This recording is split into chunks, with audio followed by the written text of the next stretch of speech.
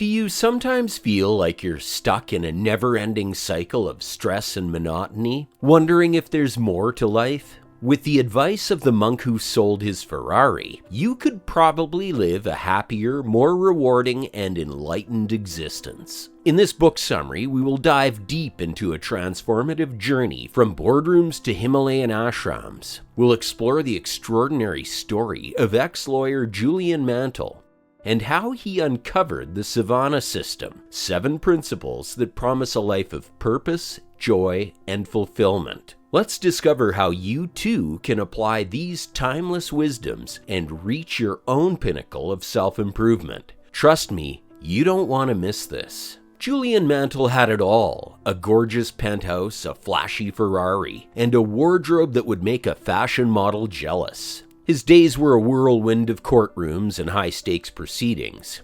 Julian was a walking expression of success, right down to his custom-made shoes.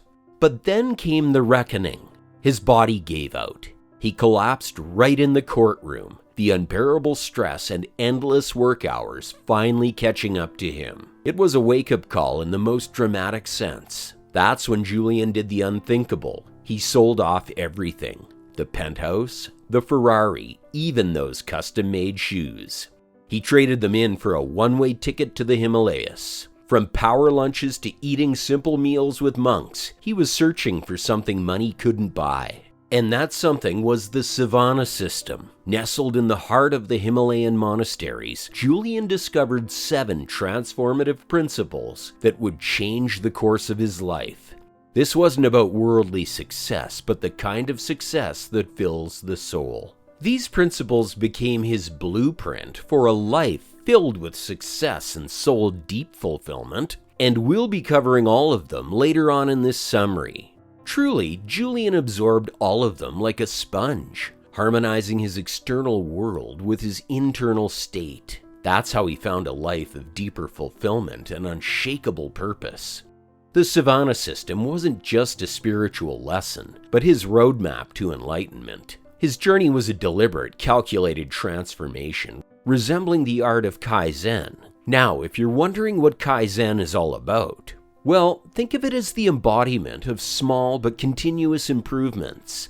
His path to enlightenment was laid one stone at a time, much like a sumo wrestler meticulously wrapping each layer of his mawashi. And well, there is more to this. Stepping into the life of a sumo wrestler isn't for the faint of heart. It's a world that demands discipline, precision, and an unyielding commitment to the art form. Now imagine this colossal figure, the epitome of strength, standing before you with just a pink wire cable keeping him in the ring. Odd, isn't it? But that thin cable isn't just a barrier, it's a powerful metaphor for life. You see, discipline isn't just about raw power or having an iron will. It's about the subtle, almost invisible threads that hold everything together. Just like that unassuming pink cable, the small, consistent actions create a framework for everything larger in life. The cable doesn't need to be big or flashy, it just needs to be reliable. The sumo wrestler teaches us the art of Kaizen,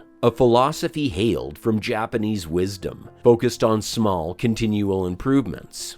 The idea is simple but incredibly potent. You don't need to make drastic changes to see incredible results. You just need to commit to incremental growth. Keep refining, adapt, and let these small changes accumulate like snowflakes in an avalanche.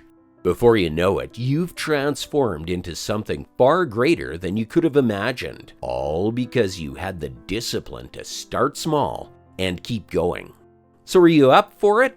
Ready to weave your pink wire cable one disciplined choice at a time? You're given 24 hours daily, no more, no less. So are the most successful CEOs, artists, and philosophers. Ever wondered how they do so much with the same 24 hours you have? Let me clue you in. It's not about having more time, it's about making the most of it. After his Himalayan retreat, Julian Mantle returned a changed man, not just in spirit, but also in his daily routine. See, in the Himalayas, no clocks are hanging on monastery walls, yet monks like Julian are masters of their time.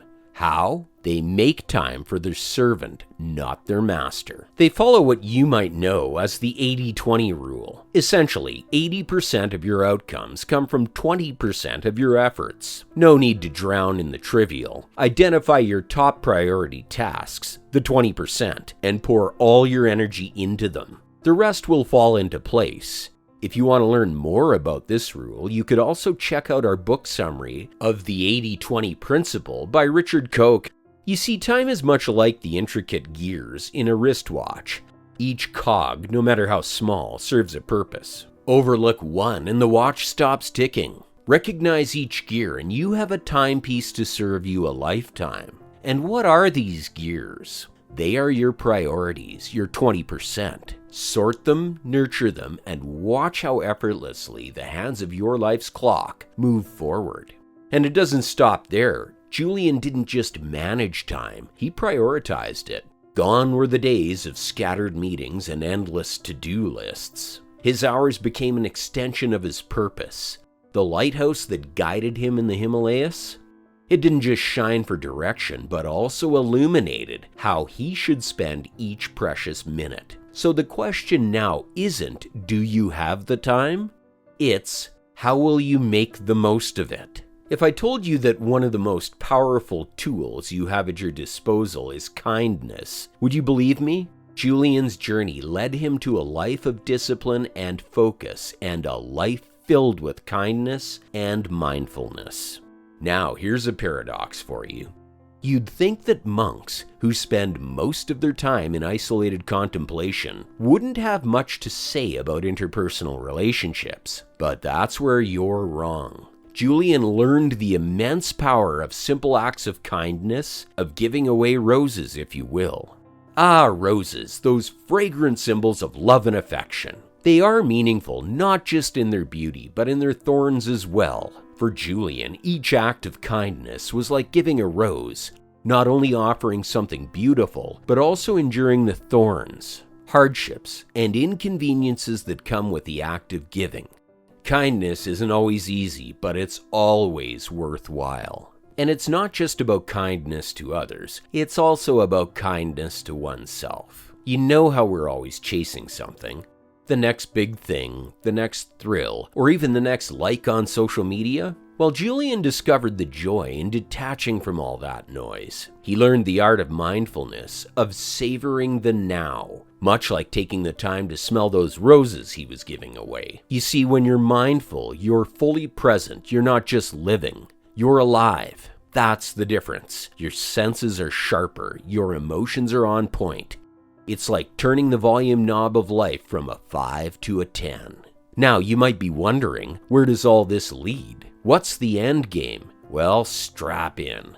Nirvana isn't just a cool word or a 90s rock band, it's the ultimate state of being, the pinnacle of self-improvement. Think of it as reaching the top of an enormous mountain, not just enjoying the view, but becoming one with it. You're not just looking out at the world, you're a part of it, connected in ways you never thought possible. You might wonder how one reaches such an elevated state of mind, so here are the 7 transformative principles. First, make sure you're clear on your purpose. Without a clear destination, you're just walking aimlessly. Remember Julian's lighthouse? That's what you need. One constant goal, ever so distant but never out of sight. Second, control your mind. Only let pleasant, positive thoughts in and ban the detrimental ones. At the end of the day, our thoughts shape our lives. You will have a better standard of living if you fill your head with worthwhile thoughts. If you let the peaceful, meaningful thoughts in, you will have a peaceful, meaningful life. In order to do this, you could practice what the monks call opposition thinking. Whenever a negative thought floats into your head, actively replace it with a positive one. Number 3 is time management. Time is ticking, and it's your most precious resource. Use it wisely. Allocate your attention where it matters most, and you'll amplify your journey toward Nirvana tenfold. Remember, it's not just about doing things right. It's about doing the right things. 4, cultivate a sense of discipline. Without it, even the best intentions remain just that, intentions. But remember, we're not talking about rigidity. It's about setting boundaries that set you free, much like a river flows fastest when its course is defined.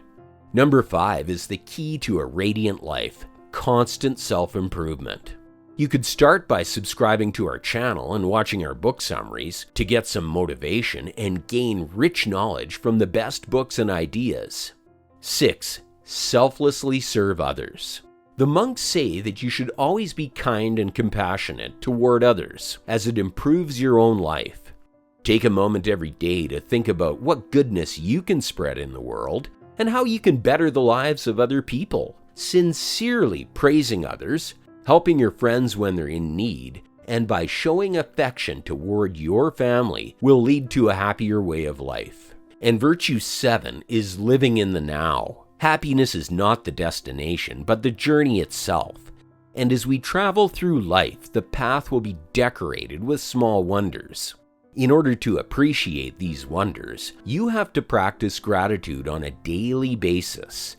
Start by appreciating your health, your family, and even the sound of the birds singing in the trees, because nothing is more important than the present moment. And of course, don't forget your daily doses of kindness and mindfulness. It might sound cheesy, but love really does make the world go round. Each small act sends ripples through the universe, altering the course of your life and humanity itself.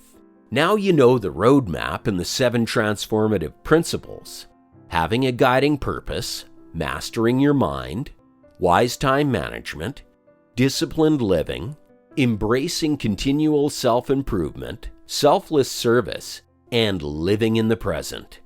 Always remember, it's possible for each and every one of us to live a joyful, rewarding life. By following the 7 virtues of the sages of Nirvana, we can eliminate negativity and focus on achieving what we were born to do. Which of these ancient practices to improve your quality of life do you think is the most important? Comment below and be sure to subscribe.